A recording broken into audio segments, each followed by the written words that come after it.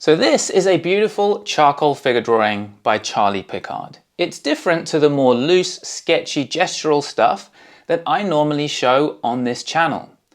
It's not that there's one approach is right and one approach is wrong. What we have is different techniques and different approaches create different effects and will have a different impact on your viewer.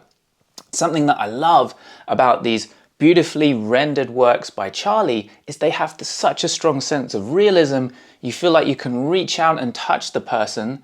And so even if you weren't doing figure drawings or portraits, if you were, creating a monster or something like that, if you can render them out so they feel super real, it's going to have a different impact with the viewer. So it's just another tool in your toolbox, rendering in this realistic way, creating a real sense of volume is another tool in the toolbox. So I wanted to bring Charlie on to explain that. And what I thought would happen would be, I always talk about simplifying, and now if we get into rendering, now we're going to allow complexity in, right? We're going to open the gates to complexity and we're going to start to get into details. But actually, rendering, as explained by Charlie, turns out is a process of massive simplification. So with values, we try to bring it down to a few buckets of value. With forms, we try to bring it down to a few big simple forms. With rendering, we're bringing it down, according to Charlie, to 3 types of edge. So we're gonna, instead of a huge range of really, really nuanced, sophisticated little movements of value and edges along a huge infinite spectrum, no, we're keeping it to simple values and then simple transitions between those values. And we're gonna have the edges fall into buckets, a bit like with the value buckets, but this time it's more like edge buckets. We want the different types of edge to be clearly different to each other. We're going to have sharp edges and then very, very soft edges and then firm edges somewhere in the middle. And so Charlie came into our study group. He's provided a course for us, which you can access in there if you want, takes you through a sequence of exercises, and then you apply these edges first to a sphere and then later to a figure.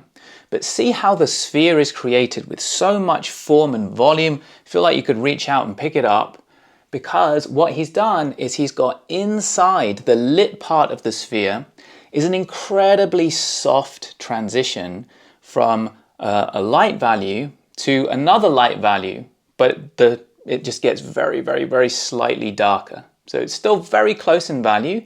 And then the transition, there's no sort of clear transition point, there's no line. It's just a very, very soft gradient there. And then we hit the shadow, and it's not a sudden, clear-cut, sharp edge going from light to dark, because the sphere is slowly turning away from the light to create the shadow. It's a firm edge, so that was the second type of edge. And then the outline around the sphere is completely sharp, right? And so the sharpness makes a lot of sense, because when you think about an outline, it's going from 100 all the way down to 0, right? So if you look at my head here, it's like this is my head, here's my head, here's my head. You get to the outline, still my head, and then you move and it's no head anymore. So it goes from 100 down to 0. So it's a very sharp transition, whereas in the light to the dark transition, the drop off in light is quite dramatic, but it's not suddenly going from 100% light to 0 light.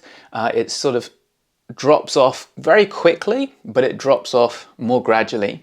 And then inside the light, right? So if you look on my head again, there's a lamp with light hitting my head.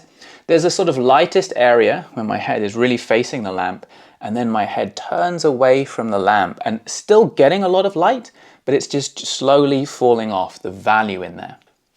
So that's the idea, the 3 edges.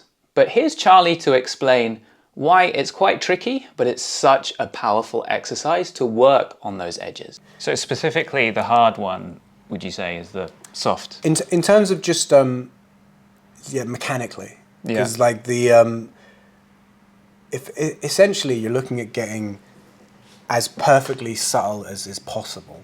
Yeah. Like how subtle can you be? And that's really where it gets very, very difficult. Typically, a sharp edge, you realize fairly quickly, is not so difficult just mechanically, because it's just making a line. Yeah. And, you know, there's a bit of skill learned in getting a straight line and getting it to be even and stuff like that. But it doesn't take that long to learn, where a properly smooth transition is just annoying. It's very difficult initially. Easier digitally, right? Much easier, yeah. Because you could apply a blur, is what Super you showed. simple. Yeah. Yeah, and using, soft edge tools. I mean, back in the day, they used to use airbrushes and things like that. Right. But right. But in terms of mechanically using your tools to get that is the real first technical challenge. And in my opinion, that 3-edge exercise really makes sense as the first exercise you do with any material. So if you want to learn ink, or you want to learn watercolor, or you want to learn whatever, just do that exercise. See how you can get those, because if you can represent those 3 ideas on a picture, you've got realism. To be honest, you could set these 3 at any part of the scale. So you could have a soft edge which is within sharp edges. Okay. Right. In a similar way to when you look at values, you've got fundamentally lights, darks, and middles, but your light could be a value 3. Yeah. The point is more that you have 3 perceptibly different things happening on an image. So it's not that you're trying to go, there's a whole range of edges and you're representing all these different ones. You want to have a clear contrast in the edges. Yeah. And that helps to create form because of the difference. Yeah, you need them to be understandably different. And that's cool. And if that means, because in this case, because it's an academic exercise, we're trying to go for the most soft and the most sharp, just because it challenges you the most in terms of technical. Yeah. But there are many examples of phenomenal painters that didn't do that. But the idea is that the separation is maintained. So you might have an ink artist that gets a soft edge by, for example, doing hatches, and they get a sharp edge by doing a big blot of ink. And that would be the same idea, just done in a way that is a little bit more of a tight range. So in our study group, there's a course that Charlie provided where he asked people to work on these 3 edge types, do spheres as well, and then he came back and looked over some student spheres. And you can see that the students did a beautiful job with the spheres, but in some places, the edges weren't clear enough, right? So in the outline, it should be a sharp edge, sometimes getting a little bit fuzzy. Inside the lit area, it should be this soft transition from light to just slightly less light without any perceptible shape to it or edge to it, right? Just a smooth transition, but you can see there is a little bit of edge in this transition. So Charlie in Photoshop very quickly smoothed out that gradient, sharpened up the outline, and boom, suddenly the sphere has so much more form, feels so much more rendered, and it's because of very, very simple adjustments focused on finding those 3 edge types. So if you look, for example, at this edge through here. Very sharp. I tried to make it as crisp as possible. But the reason it looks crisp is because of the contrast. So if you actually zoom in on these areas, they're really not actually very shapy at all. You have to go fairly in close to it. But this area is very smooth. Yeah. And that is, when you zoom out, a thing that is not very obvious. It seems like there's a shape here and I really thought about it. But I can tell you that I didn't much. I kind of nudged it into the right place. And that's the firm edge. That's the firm edge, and then there's a really smooth edge kind of going through there. Yeah. And that's very, very, very subtle, right? It's very gentle. Yeah, well that's the thing, is a lot, it's a lot about nudging around clouds, really. Yeah. Is the way I think about it. And, there's areas, and this is in paintings, drawings, all of them. So again here, same idea, we've got this really sharp edge coming through here. Yeah. And then this stuff is a lot less resolved than you might think when you first look at it. And so this rendered, beautiful feel is simpler than you might really think. Just comes from those edges. Yeah. And this also, same idea. So it's a painting and it may look like it's got a lot of rendering going on, but really, this is contrasting against this. So this is like your firm edge Yeah. going into a softer edge going up, and this is a really nice sharp edge. And that's really all. And that's how the whole. The point is between that value, which is there, Yeah. and the value that's like here, well, it looks the same. Still in the light, right? We go in from the shape there of light. to there. They all look the same, Yeah. but actually the value that's down here is a fair bit darker. Yeah. Right, so there's a lot happening there, and as we keep going down, every kind of value happens between that and whatever the shadow value is. But all of these end up being so perfectly smooth that we don't necessarily notice that shift, you know, that shift that's happening there. Yeah. And I thought it was very interesting that you create more form by contrasting those three types of value transition. Yeah. It's more about losing information than putting it in. Yeah, and so the sharp edge feels like a sharp edge outline of a form because the others aren't. Yeah. And that was, it's a matter of contrasting those Yeah. elements against each other. So spheres are one thing, but figures are quite complicated. How does Charlie apply this idea with the three edges to something complicated like the figure? Try to think of it a bit more like sculpture, you know? Yeah. So while something like this is very complex, and there's a lot going on, fundamentally, this whole area is just a cylinder, you know? It's just a cylinder that's getting dark that way, and it's getting a bit darker that way. And we can see that really clearly on the arm. There. We can see that really clearly on the arm that, you know, while there is anatomy in here, it's really just a cylinder. And if you can think of it that way first, Yep. and then look at it like you're sculpting planes into a volume, that makes the whole complexity make much more sense. So Okay. what I mean by that is if you were sculpting, you wouldn't just draw all the planes before you put any clay Yeah. in front of you. You would have a big blob of clay that you would cut a plane out of, or, you know, like you'd work in and out of a volume. And with painting, the way we do that is by painting the fundamental forms, right? So like, you know, a head is, before it's a head, it's an egg. But really, if you observe the shapes well, and you kind of put the planes in the right place, it'll have the anatomy. Yeah. You know? And often there's more a case that people kind of overdo anatomy than underdo it, if that makes Definitely. sense. You can end up with a bag of potatoes look. It can happen, Yeah. from like knowing a bit too much about the form without understanding how to observe. And Like, too firm on some edges maybe.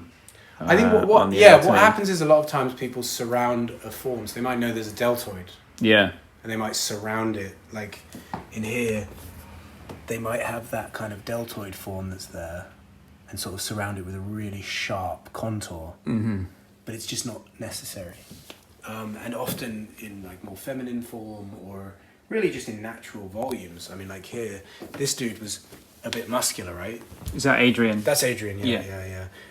But, you know, while there is a deltoid there, it's not like fully outlined, right? Yeah.